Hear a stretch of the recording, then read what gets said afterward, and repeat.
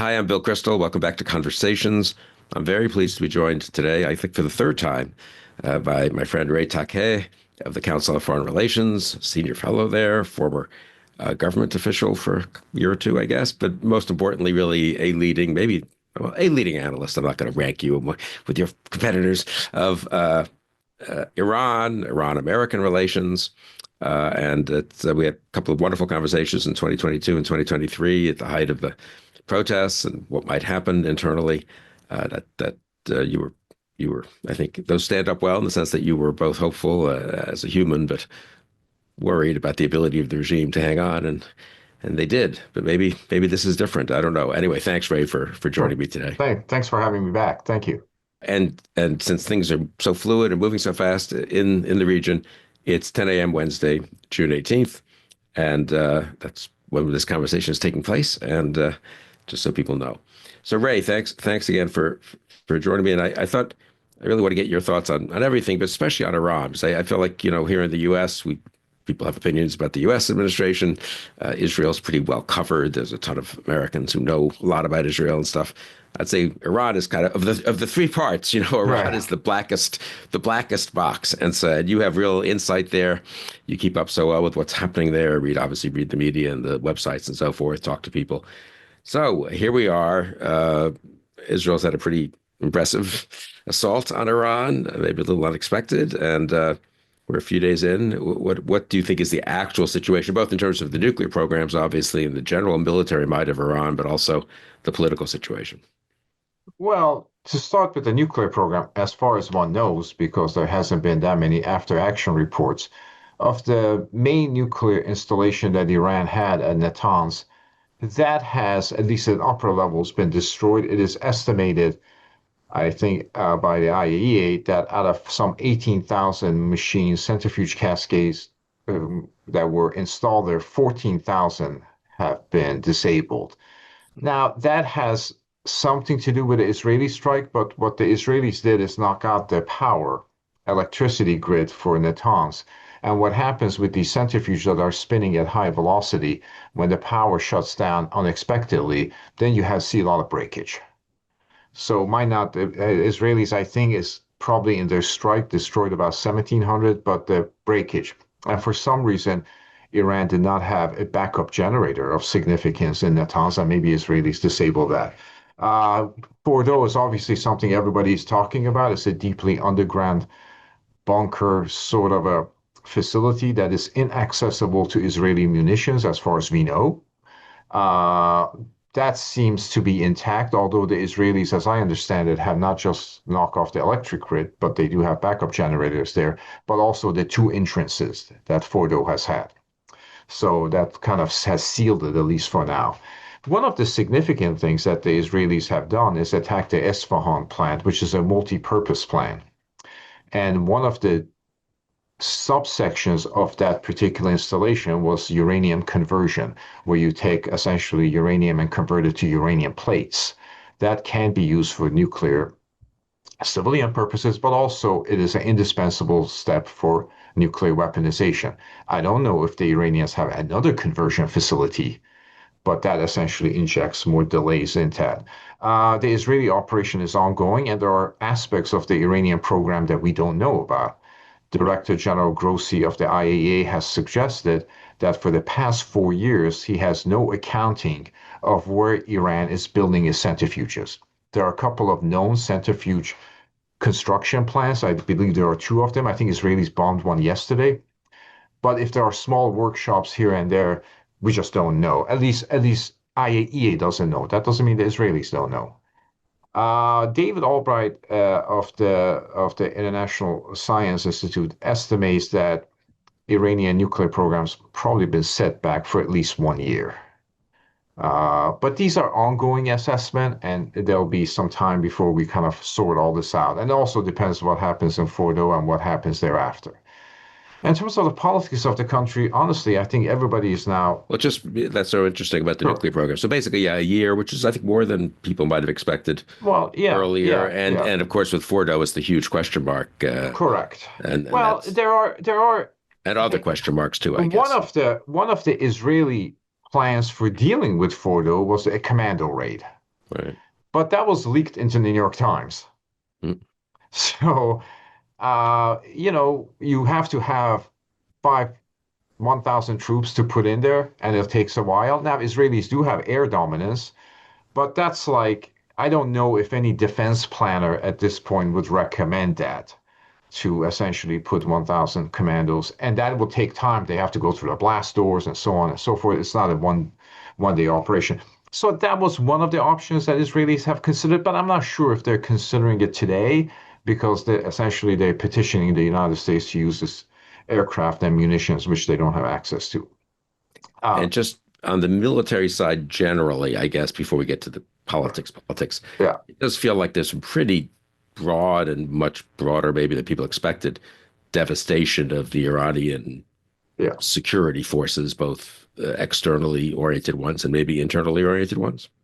I think New York Times estimated that about 11 Iranian generals have already been killed. All the relevant commanders of the Revolutionary Guards, of the regular military, and the entire Quds force, the building has essentially collapsed. So, how many people have died in that? Who knows? The top leadership has been so decapitated, but although it is capable of regenerating, they have appointed a number of substitutes, number of replacements. One of them was already killed. I think they're increasingly making announcement of two substitutes for every job in case one guy is killed. Uh, so this has been quite a devastating to that military leadership. Again, it's a multi-layered force, so it is capable of regenerating leadership. Whether it's going to be of the same caliber or less, so that depends to be seen in practice. But that certainly has been one of the cases. And again, it's an ongoing thing where you Right. begin to see more of these attacks. I think the Israelis are estimated, at least from the IDF perspective, that they have one more week of targeting left. And after that, they have to go back to the political leadership in Israel and say, we have executed the target state that we were given. What do you want to do now? Now, the leadership may decide to essentially expand the target list to economic assets, to civilian plants. That's the decision for Prime Minister Netanyahu and his cabinet to make. But I think the existing target set that the Israelis have is likely to be concluded by next week, and then a series of decisions have to be made within Israel itself about how to proceed forward. Uh, Politics of this, I think everybody is now traumatized and stunned. And the regime at this point has a vast array of problems. There is some unification of the political elites from different factions of the Islamic Republic coming together.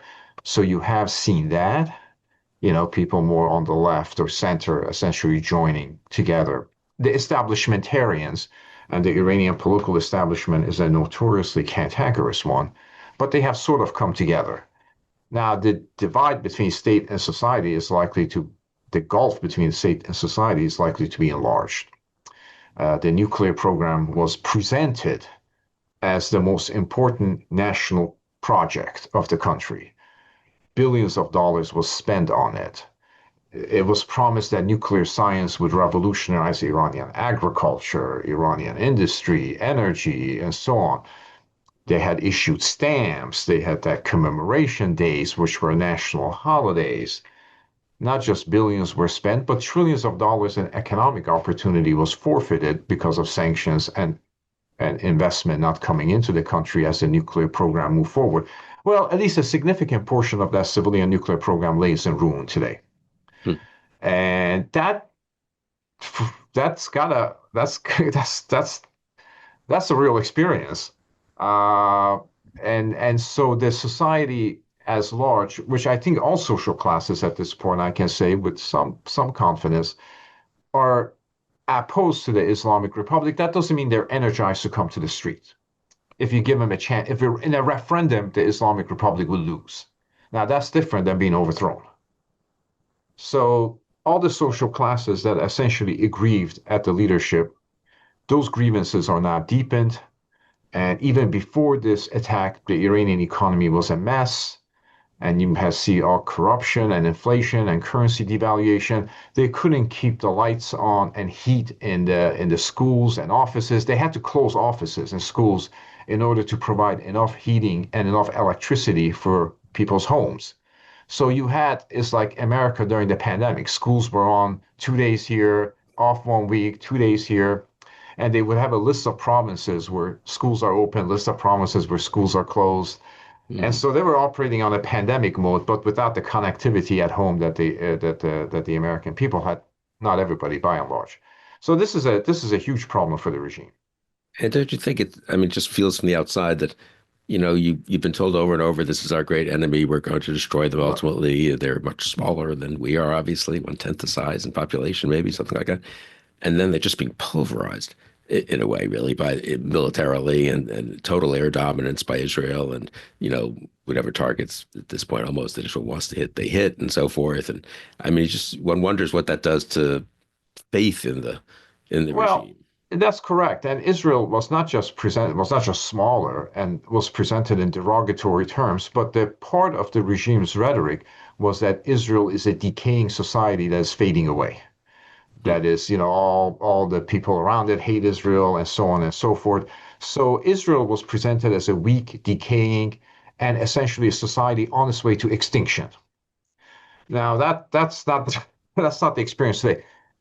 They're essentially trying to co-join the Israeli attack with American manipulation, suggesting that Americans were behind this, Americans were providing intelligence, not unlike what the Nasser regime did in 1967 when it was defeated by Israel and they said it was the British pilots and so on. That was not convincing to the Egyptians then. It is certainly not convincing to the Iranians today. But yes, they were just defeated with alacrity by the Jews for for the for those who claim and for those who are animated by anti-Semitism, this is not a good this is not a good experience. It kind of will distort the regime's cosmology because they have to decide. For a long time, they were saying the sinister Jews are manipulating America. Now they're saying sinister Americans are manipulating Israel. So they have to kind of reconsider the anti-Semitic narratives. Then they can do that. They're very good at that. Right. But yes, this is a humiliating experience. It would probably have been less humiliating if they were attacked by the United States. Hmm. Not That's better, interesting. but less humiliating to the regime to have been attacked by the Americans because it's a superpower, it's a colossus, and so on and so forth. And the second thing that the regime has to explain, it has paid a huge price for his great power allies, China and Russia. It sells oil at discount to the Chinese. The Chinese are very exploitative in their relationship with Iran, and that doesn't sit well with the Iranian people because they're limited to Chinese products, which they don't like, and they're selling their oil at a discount rate to the Chinese multinationals. And in terms of the Russian Federation, Iran was involved in a war in Central Europe for which it had no particular interest at stake, ideological or practical. What happened to those great power allies that were supposed to come together? What happened to this access that was supposed to be so regenerating? Uh, the Russians have put out a statement Yeah, offering what to did happen? mediate. I've been Well, sort of struck how much of the, sorry to interrupt, of the coverage, yeah. I take it accurately. I mean, it's all about Israel, Iran, and then the U.S. And it's sort of like in previous Middle East crises and wars, one immediately asked about Russia and then maybe secondarily about China, but now China's more of an international power. And it does feel to me like either people are ignoring what they're up to or they're not up to much. I mean, Well, the first phone call that President Putin made was to Prime Minister Netanyahu. yeah, isn't that interesting? Yeah. And the Russians have offered to mediate. The Chinese have issued a ritualistic statement by their foreign ministry saying that conflict should stop and cooler heads should prevail. So that's another alliance that Iran had invested a great deal in. It saw itself as part of this new anti-American axis. They came to the Russians' aid. They shipped a lot of the drone technology to China, which they could have used today. And the Russians, all they did was offer to mediate this dispute and call for calm. So that's another angle that hasn't worked out for the regime as such. And do you think compared to I mean, we had those big demonstrations in 2022, which did show an underlying, of course, dissatisfaction with the regime. Where does that, where did that stand a week ago, I guess I would say, compared to 2022? And do you think this now, supercharges some of those sentiments again? Well, as brilliant as Israelis have been tactically, Israel could not have succeeded if there was not mass dissatisfaction with the regime in the regime's own bureaucracy and own security organs. If the Israelis tried to bomb London, I doubt if a bunch of English people would help them assemble drones in Regency Park. Hmm. So So there was really a lot of cooperation for it wasn't well, just that so, the Israelis yes. landed a lot of people secretly. There was a lot, there must have been a lot of cooperation from Iranians, Oh, right? absolutely. The location of all these commanders, the fact that drone technology was smuggled into Iran, assembled within Iran, deployed from Iran against Iran. That's that's both brilliant intelligence success, but it also the level of dissatisfaction among the people who should not be dissatisfied with the regime, the security elite, the intelligence Mm. elites. If you're losing those people, then you got real problems. Uh, the Islamic Republic will always experience a popular insurrection. It always has.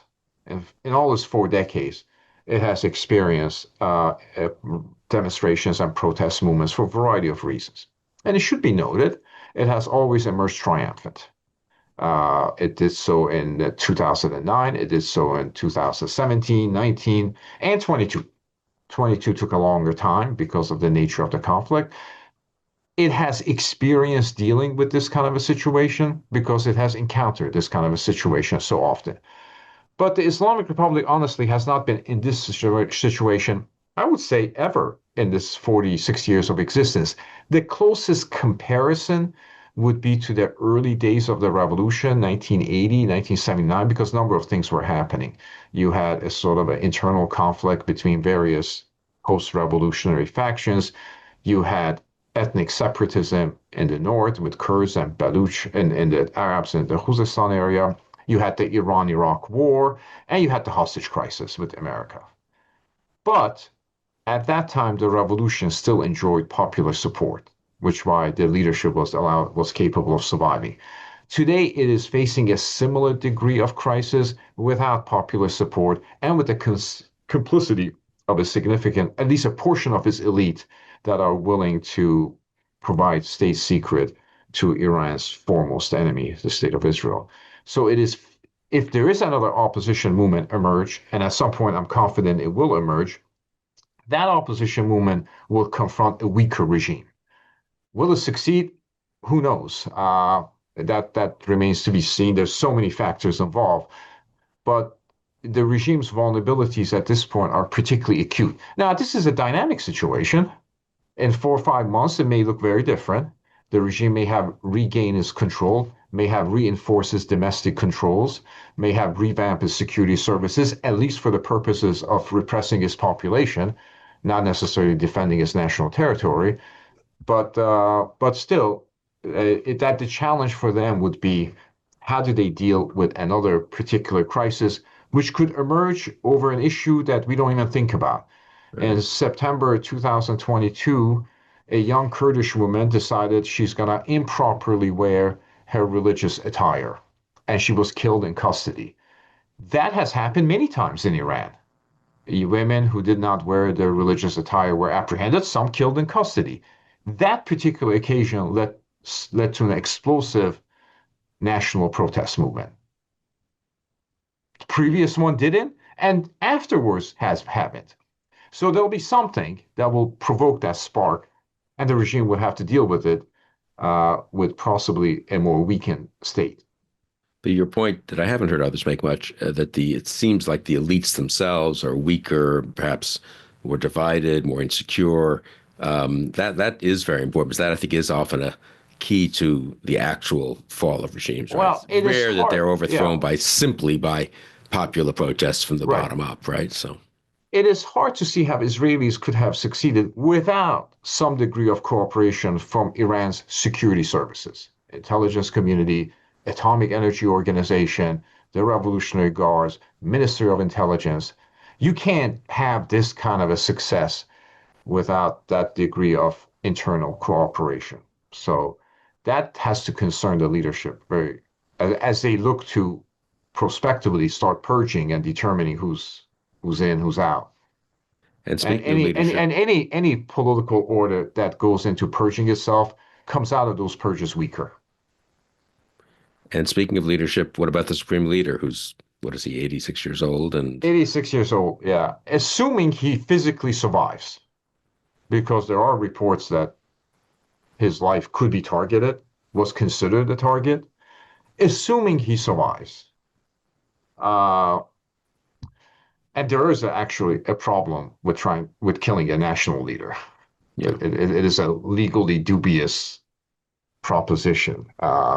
This is not Nasrallah. He's a leader of a recognized sovereign government. It's generally not a good idea to commission the assassination of national leaders. That has to be said as a preamble to this conversation. If he survives, he will not be supreme. He may be a leader, but he will not be supreme because his cascade of miscalculations have led Iran into this position. By the way, he will have critics on the left, more importantly, on the right. On the right, there will be those who will say to him, and they did say, in the aftermath of October 7th, 2023, Prime Minister Benjamin Netanyahu said the rules of the game are different now. Israel will approach the Middle East differently than it has in the past. And you saw their intervention in the Gaza Strip, subsequently, obviously, Hezbollah. There were voices within the Revolutionary Guards, we know that by their publications, that were saying, if the Israelis have changed the rules of the game, then we should change the rules of our game. We should actually detonate a nuclear weapon. That was the first time in 25 years of a nuclear crisis that the issue of weaponization came to the public. Previous to that, at least in their public discourse, the Islamic Republic had exercised message discipline. This is peaceful nuclear energy. There's a fatwa. God doesn't like it. All that nonsense. This was the first time when things broke into the public. And Ali Khamenei and others stepped in and essentially stopped the debate and stuck with their existing strategy of incrementally increasing the size of the nuclear program and putting it in a position where they could detonate at the time and place of their choosing. Well, those voices are going to come back in the deliberations of the state and say, if we had the bomb, we wouldn't be getting bombed. So the dangerous aspect of this is that the Iranian nuclear program, whatever is left of it, is likely to be a clandestine one now. The Islamic Republic will probably no longer try to reconstitute a large civilian nuclear program. Big plans, Natanz, and so forth. It will try to have a surreptitious one with the purpose of detonation with alacrity. That's the argument that they're going to be making. Now, that argument has to be made in the context where the intelligence services are penetrated, their scientific establishment is beset, their atomic energy organization building is destroyed, and there's a possibility of intervention given that air defenses have not been constituted. But that's the argument that he will hear from the right. From the left, his misjudgments would be viewed as different, and from the population, his misjudgments would be different. They would be criticizing him for his ruinous policies that has essentially destroyed this country. So he's in a position where he's a man without a constituency. Ali Khamenei is a lot like, he will be offended by this, Anthony Eden, the British Prime Minister. If Anthony Eden had never become a prime minister, he would be viewed as one of the greatest foreign secretaries in history of Britain. But he became a prime minister, came Suez, and he's discredited. Ali Khamenei, if he had died at age 83, he would be remembered as one of the Middle East's greatest revolutionaries. He helped defeat America in Iraq. He helped surround Israel with rings of fire. He brought the nuclear program to a point where it was elaborate and on the cusp of detonation. he had consolidated the regime and, more importantly, consolidated its revolutionary values. Today, that obituary cannot be redeemed. Today, there's a big footnote in there saying, but so his authority is going to diminish, and the regime will have to, assuming it survives, recalibrate the elite structure. In Western lexicon, the civil-military relations, the civil-military balance of power is likely to have tilted toward the military and whatever's left of it. Interesting. I mean, it is kind of amazing. I want to ask you in a minute whether that would make it more radical or less. But I also want to say, I mean, I guess it's easy to say these things after the fact. In a way, you'd think as when Israel demolished Hezbollah, it turned out to have a very intricate and imaginative plan for doing so, and really one that had taken quite a long time. So clearly, despite the disaster of October 7th, what that said about Israeli intelligence vis-a-vis Gaza and in that region area, they clearly have been working on that other thing for a long time. You'd think, I suppose people will say this in Iran, right? You'd think, well, gee, if they have done all this planning for Hezbollah, we're kind of the patron of Hezbollah. Hezbollah is us in a way that Gaza and Hamas are not quite, right? They supported Hamas, but it's not the same thing. And so maybe they've got stuff cooking for us that's sort of analogous to what they did to Hezbollah, right? I mean, the events of past week could not have happened if the events in Lebanon had not happened. Yeah, that's it. Yeah, say a word about that. That's important. Well, I think. One of the deterrents was this ring of circle around Israel, right? That could cause so much damage. The idea that Hezbollah missile force could destroy Haifa. The idea that, given the geographic proximity, Hezbollah's vast arsenal of projectiles didn't have to travel far, and essentially it had the entire Israeli society as a hostage. Once that front was disabled, and it was disabled with imagination and alacrity, once something happened that nobody thought would happen, Nasrallah was buried in his bunker. Because previously the argument was, however bad Nasrallah is, and you're hearing this argument about Khamenei, however bad Nasrallah is, he kept Hezbollah intact, and he can be counted on to be pragmatic because he has learned lessons of 2006 about messing with Israel. And even when he was having rings of fire during the Hamas crisis, he wasn't fully intervening. And that, a dispersed Hezbollah into various militias will be more of a security problem for Israel than a cohesive Hezbollah by a leader that has experience dealing with the state of Israel. This was an argument made by some in Israel and some in the West, right? And certainly in the West. Yeah. Once in the past 2-3 years, Israelis have turned all the assumptions on their head. In the past 3 years, Israelis have essentially proven that force and power can work. In the past few years, Israelis have proven that everything you taught in your American university about the Middle East is not true. So they have essentially, once they demolished Hezbollah, it made this attack possible. I do think, frankly, Israelis are probably surprised at their own tactical success, because I think all of us, Israelis included, had discounted how deep the rot was in the Islamic Republic, what institutions had decayed so much. So yes, it would not have happened, I think, without the Israeli daring attack against Hezbollah. Why did Iran not take more contingency planning? By the way, they may have dispersed enriched uranium in various places. They may have essentially dispersed their centrifuge construction. They may have done those things.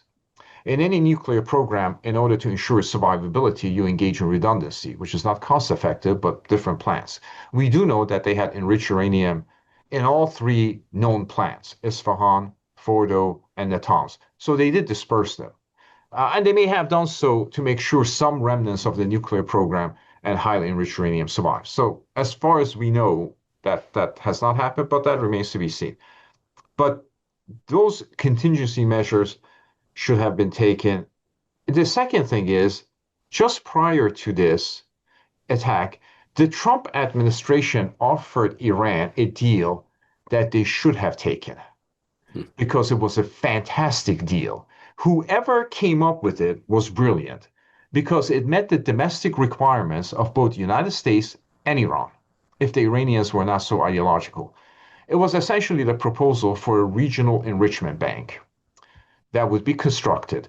Iran would be permitted to enrich uranium at home at the level of below 5%, while that multinational enrichment plant was being constructed. Now, here's what that deal meant. Iran can continue to enrich uranium, protect it and safeguard it, while that multinational enrichment bank was being created, which means half past never. Hmm. So it met Iran's essential requirements, and it met America's because the president can say, "I got an agreement that's zero enrichment, but once we get this plan, it's going to be a beautiful plan. It's going to be the best plan ever, and it's gonna Iranians come into it, everybody comes into it." So Donald Trump would have been the advocate of domestic Iranian enrichment. All Ali Khamenei had to do was say, hey, if there is an enrichment plan at this point, at some point, we're happy to participate in it and forego domestic enrichment. He didn't do that. That's whoever devised that agreement for Steve Hmm. Witkoff did a brilliant job. Nobody believed there'll be a multinational regional enrichment involving Americans, Saudis, and others. And by the time, if they got there, the Iranians could easily have said, the Zionists have infiltrated it, so we got to do more investigation. Yeah. Uh, if they had taken this deal 3 weeks ago, we wouldn't be in this position. It's amazing how much, I always like to talk about the contingency of history and dislike people who think everything is, sort of determined, Yeah. to give deterministic accounts. But I've got to say, the Middle East, which generally seems to foil that notion of determinism.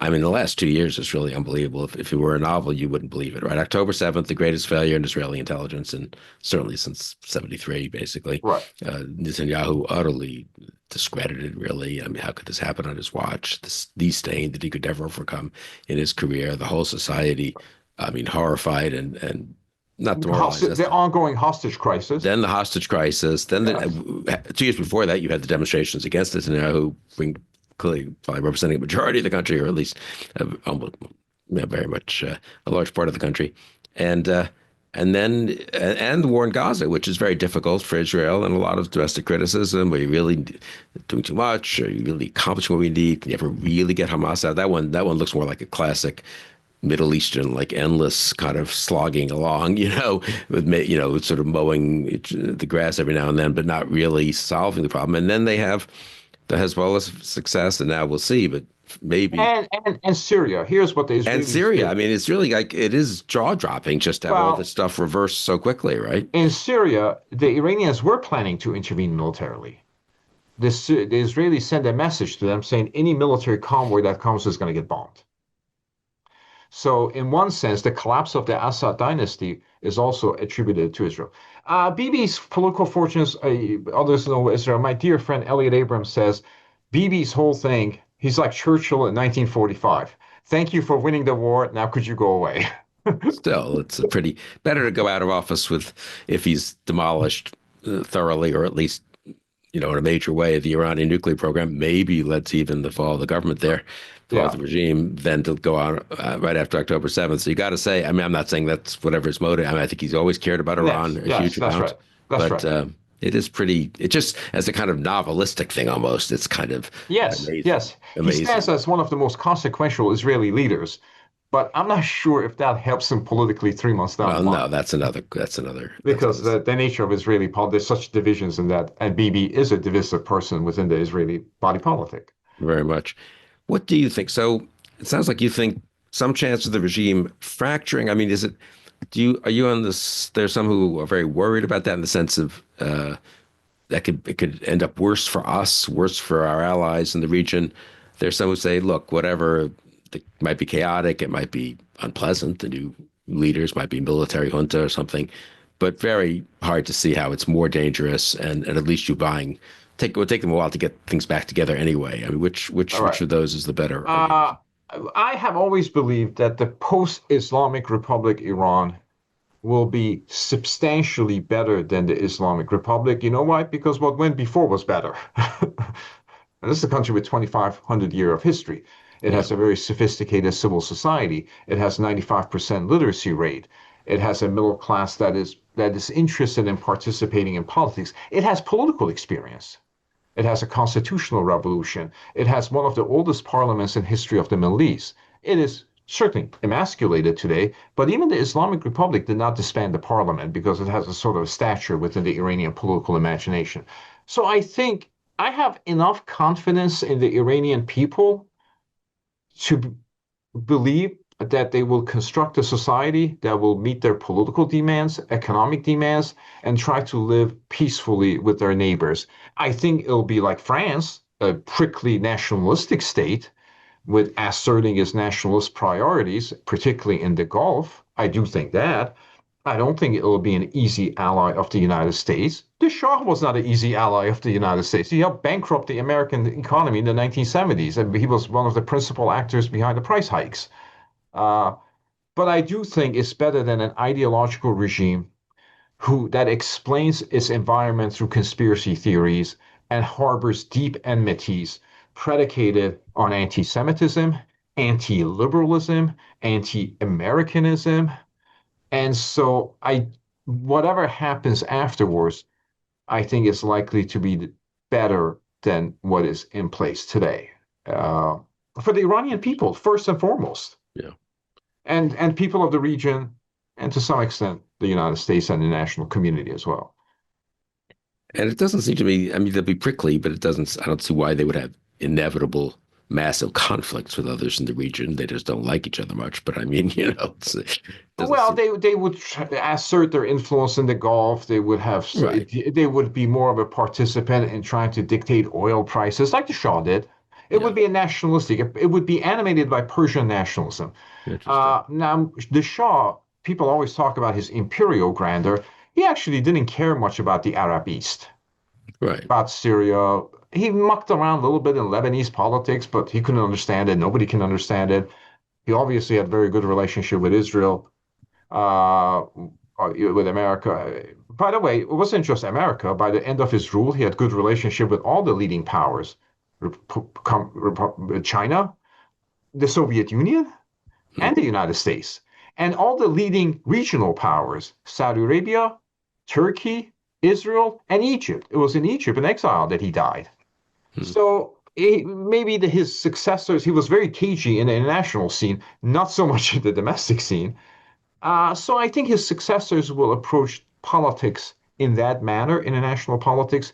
And of course, the successors of the Islamic Republic would be very much preoccupied with the mission of national reconstitution after damage that this revolution has done, however many years it's still in existence. The revolution has been profoundly damaging to the country.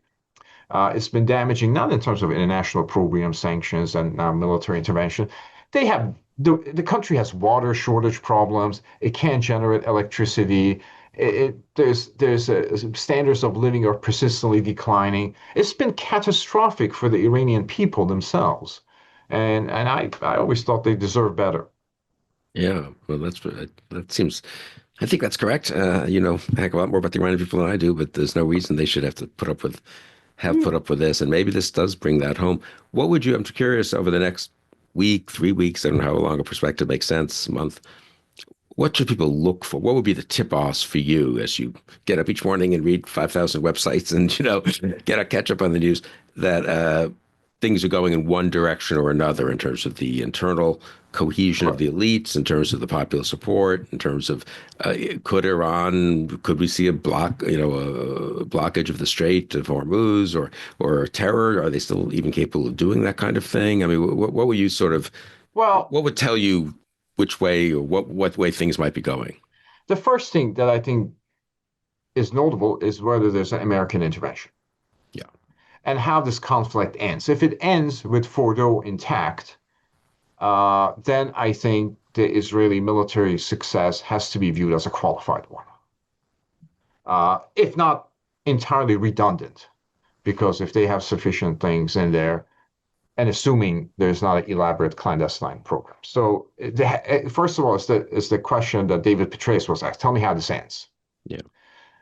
The Israelis, I understand, the IDF suggests it has one more week of targeting, and then it goes to the political leadership and say, "What do you want me to do?"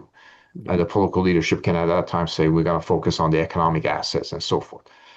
If there's a plan for more of a regime change military strike, then you would have to attack the economic sites as well, economic assets, because then essentially you want to cripple the country's economy.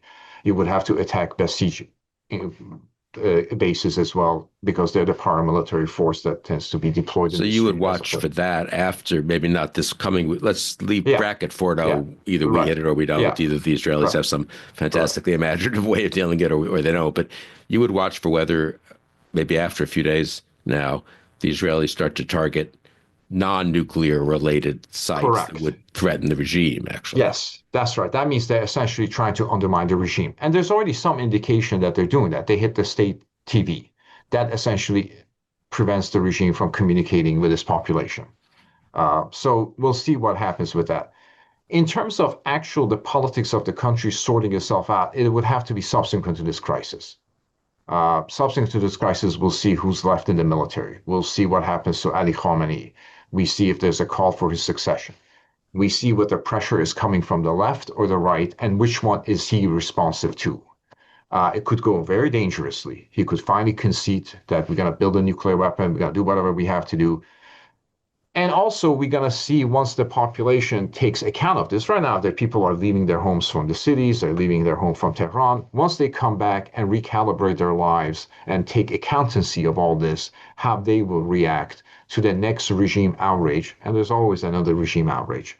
So that the notion of how this will sort out for the Iranian politics is a post-crisis situation, is a post-crisis development. That's when you see it. But we're still very much in the middle of a crisis, or at the beginning of a crisis, or at the beginning of the beginning of crisis. I don't know where we are, but that's kind of what you look for to see what kind of a regime can actually limp out of this, if any. And there's another outline possibility of a simple military coup by the Revolutionary Guards against the civilian leadership. I don't see that happening because they're very much intertwined. They require religious sanction for their violence. That's just the way they're revolutionaries. You know, the Soviets kept talking about, Lenin and all that, Karl Marx and Engels and all that nonsense, because they may not have understood it, but they needed those foundational texts to justify their misrule. So that's another thing you can look for. Moving forward, the other question you would have to ask yourself if the regime survived, what does a weakened but significantly aggrieved Islamic Republic mean for the future of the Middle East? It'll certainly weaken, it'll be weakened for some time to come, but much more aggrieved and perhaps less cautious in terms of its approach to international. I don't think they'll close the Strait of Hormuz because they'll alienate their last consumer of oil, the Chinese. I don't think they'll target American vessels because the last thing they want is further American intervention into this affair at this time. I do think down the line, they will try to, if they survive, get the Houthis or somebody to try to attack American installations or bases or something in the Middle East. Try to revive terror networks to the extent that they still exist, and that sort of a thing. But the principal challenge moving forward after this is what does a weaker Islamic Republic mean for regional security? And regimes that lose wars tend to behave in a very unpredictable ways because what the regime will have to do is reconstitute the fear barrier that it relies on for its rule at home. The regime rules to fear. It has to have a success. Detonation of a bomb could be a success. Yeah. Success saying to the Israelis and the Americans, you gave us your best shot, here's your mushroom cloud. And also to the Iranian people, not that a nuclear weapon would regenerate nationalism on behalf of the regime, but just to say to the public the argument that they made to the Americans. No matter what happens, we're strong enough to survive, we're strong enough to defy, and we're strong enough to do the unthinkable. And we can do that to you more easily. That regime will have to essentially restore fear of itself, fear of fear that the public has toward it, and also everybody else in the region. So a weakened but more dangerous Islamic Republic is also something to think about. Are you surprised, maybe close to this here, by what it seems to me, but again, very much from the outside and not being at all expert or not knowing the languages, are you surprised by the relative lack of response in a way by the neighbors, by Arab states, by others? I mean, they're not really. I mean, someone asked me this. I'll just preface the question this way. Someone asked me a couple of days ago, uh, you were in government. He said, this is someone who was barely born in 1990, 91. Said, you were in government back then. Didn't Iraq attack Israel with, with missiles, Yeah, Scott? Scots, And yeah. I said yes, and it was we put patriots over there. We helped, but people were, there, some of them made it through, of course. And he said, well, what happened? Did I read that like Israel didn't respond? Why was that? And I said it was a huge issue, but Bush and Baker felt very strongly, and maybe correctly, I don't know. Certainly, that was basically the international consensus that they couldn't respond. You could not make it an Israel versus Iraq thing because once Israel's in, it's kryptonite for every Yeah. Arab state, and they all have to get involved almost against Israel, or in any case, it destroys our ability to hold our coalition together, even including maybe some of the Europeans, et cetera. I mean, I am struck that Israel has now attacked Iran, and I would, I'm not saying this in a judgmental way, as it were, but I mean, they did launch this attack. They would say that Iran's nuclear program is progressing, et cetera. Right. But and the rest of the Arab Middle East, which not that long ago was pretty allergic to Israel. It's like, okay, well, I mean, I don't know. Are they doing anything about it? Or are they even recalling ambassadors? The ones that have ambassadors, are they even cutting off business Oh, relations? It seems pretty minimal, honestly. I don't know. they didn't even recall. I think Bahrain and Morocco and others may have recalled ambassadors during the intervention in the Gaza enclave. I think the Gulf Arab states want nothing to do with this. Because the last thing they want is a repeat of Iranian missiles attacking Saudi oil installations. And however bad Iranian missiles are, they could actually inflict damage on Saudi oil infrastructure. And given the lack of air defenses that Iran has had, even the Saudis may actually be able to return fire, Hmm. which they ordinarily wouldn't do. So at this point, they want have nothing to do with this. There had been before this an ongoing détente between the Gulf Arab states and the Islamic Republic. Right. And the Gulf Arab states were essentially advising the Trump administration for some kind of a nuclear accommodation, some kind of a nuclear deal. Now, if the Iranians were smart, they would struck the Saudi oil facilities because that would make Prince Salman an advocate for the Iranian position in Washington. He would come and say, "Look, we got to come. You guys got to stop Israelis. You got to put because this, and that may have affect the Trump administration because at least momentarily it would have impacted global oil prices Mm-hmm. and put pressure on the American economy and the global economy with all the tariffs and all that. That would be a smart move for the Iranians to do, just in terms of getting some lobbying effort on their behalf. But I think at this point, the variable that they have to think about is how the Chinese would react to that. Because China, as you recall, brokered an agreement between Iran and Saudi Arabia a couple of years ago. And the essence of that agreement was that the Iranians would not attack Saudi oil facilities and the Saudis would essentially, you know, tamper down their operations in Yemen where they were already losing the war. But Ali Khamenei didn't get anything out of that agreement. Uh, he didn't care what happens to Yemen. So that's the angle that they would have to think about at the time when should they come out of this conflict. They will need the Chinese commerce even more because that's the only source of revenue they have for reconstituting an infrastructure that was dilapidated before this and has been battered at this point. So they have to think about that. Also, whether or not the Trump administration will invoke the Carter Doctrine. namely the security of these matters to us, and we will intervene. It didn't last time. Whether it will this time, who knows? But so that's a complicated calculation Yeah, at it is this point. complicated, but it just strikes me so much. This is, I guess, an obvious point that people of my generation, a little older than you, but I guess our generation, I mean, the way we thought about Middle East politics for many, many years and decades, and I don't think it was wrong to think about it that way. That's just sort of the way it was. Israel is this Yeah, outlier state, right. and of course, there's still many aspects of that. The Gaza conflict, in a way, fits much more into that traditional, if you will, Right. narrative.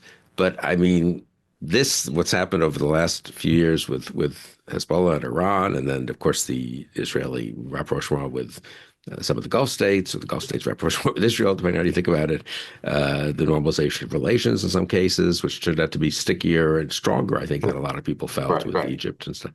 I don't know. It's just, and then China and Russia having their own roles, but of course, Israel There has is a relations. there is Israel has another. relations with Russia and China too, right? So Yeah.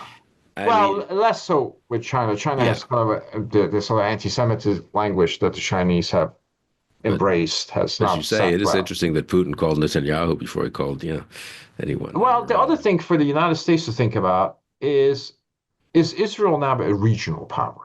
Hmm. It's not an Arab East power that patrols its near abroad, but is it a power that can be relied upon to police the Middle East? And that actually, if we think about it that way, and I think we should think about it that way, may essentially brings together different factions of the Republican Party. The traditional Reaganite faction that is attached to Israel, people like me, and the people in the Trump movement that want less footprint in the Middle East. Because now you have a power that properly armed, properly advised, properly intelligence briefings could potentially do it. The fact that Israel could reach that far and do that damage in this period of time, maybe Israel can now become the principal American power, essentially the Nixon two-pillar policy, but with one pillar, Hmm. that pillar being Israel. And as you said, I'm not quite sure if the Arab states would find that displeasing. And in that context, why do you need the Abraham Accords? Yeah, well, but they help, I guess, just they can Well, coordinate more, the Israelis and the Saudis. It's a pretty event now. Well, I think this really is another conversation we need to have in 3, 4, 5 months because it really indicates how much of this moment is not just pivotal for Iran, though that's extremely important, maybe pivotal for Israel, but could be for the whole pivotal for the region, United right? States. No, And for the pivotal United for the United States. States. Yeah. Suddenly we have a very reliable, credible, democratic ally that could do things in the region that all of us thought, frankly, were exaggerated and perhaps inconceivable. I've also been struck, just again, I let you go, but the Europeans, the G7 summit that just finished in Yeah, Canada, there right. was a joint statement that was pretty pro-Israel, I'd say, Right. given the Europeans occasionally not being so pro-Israel, and especially given Gaza, where they've been very much, critical, obviously. And this was, I mean, the Israel versus Iran dynamic, if I can put it this Yeah. way, is so different. I guess I should have known. Of course, I should have known this, but I just didn't really focus on it than the Israel versus Palestinian dynamic. I mean, everyone has agreed that Iran shouldn't have nuclear weapons. What everyone thinks of the JCPOA, the Europeans were on board it, and in being on board, they were saying too, we need to have. They thought diplomacy would be the way to do it, but that we can't. We have to diplomatically work very hard to stop Iran from having nuclear weapons. Why else put all that time and effort into By the the way, just JCPOA? that has to do with the way Iran has messed up its relationship with the Europeans. But Interesting. when Germans don't talk about it, it's how often Germans are beat up in Iran. The diplomats are beat up. There are a lot of Germans in Iranian Well, the prisons. assassinations in Berlin and so forth. It was very Assassination is striking that Merz, I thought, went out of his way to say Israel's doing our job right. for us, Correct. because, Yeah, so that has to do with how Iranians have messed up their relationship with the Europeans. One thing I would say, if the JCPOA was still in existence, we would be talking about how the Iranian nuclear program is coming online and has all the legitimacy and legal sanction of an international accord. We wouldn't hmm, be in this position of disarmament. interesting. Interesting. Well, that's another For all debate. those for all those people in 2015, and I was obviously, as you know, fighting the JC, Joint Yeah. Comprehensive Plan of Action, they were accusing us of, oh, it was finally negated, abrogated by Trump, they kept saying, are we better off because of this? Are we better off because of this? Yeah, I think we are. Well, but again, we might not have said that, as you say, 3 weeks ago, if if Khamenei had accepted Trump's deal and suddenly would be in JCPOA 2, but even less enforceable or Yeah, something and no correct. snapback. So, I mean, Yes. it is amazing how quick that reversal By has the way, happened. But we might be in another U.S.-Iran deal again. well, that's right. I mean, we Who don't know. knows? We don't know. I mean, that's the main thing to. Well, this has been a really stimulating and fascinating conversation. We do need to have this conversation again when we have more clarity, which I guess we'll have at some point. But as you say, I think you make one very important point that is lost in some of the discussion, which is these things can take time too. I mean, Yes, the way it yes, might yeah, look yeah, at the beginning of July could be very different from the way it might look in September or December, right? I yeah, mean, yeah, right. Yeah, the that's after right. effects of That's a right. major But event like but this. but this is a hinge moment. Yeah. Things afterwards are going to be very different than before, and we just don't know how different. That is a good note to end on. Ray Takeyh, thanks so much for joining me again. It's Thank really been you. a great conversation. And thank you all for joining us on Conversations. If you enjoyed this video and would like to see more like it, please don't forget to like and subscribe. Your interest in this program means a lot to me. I appreciate it.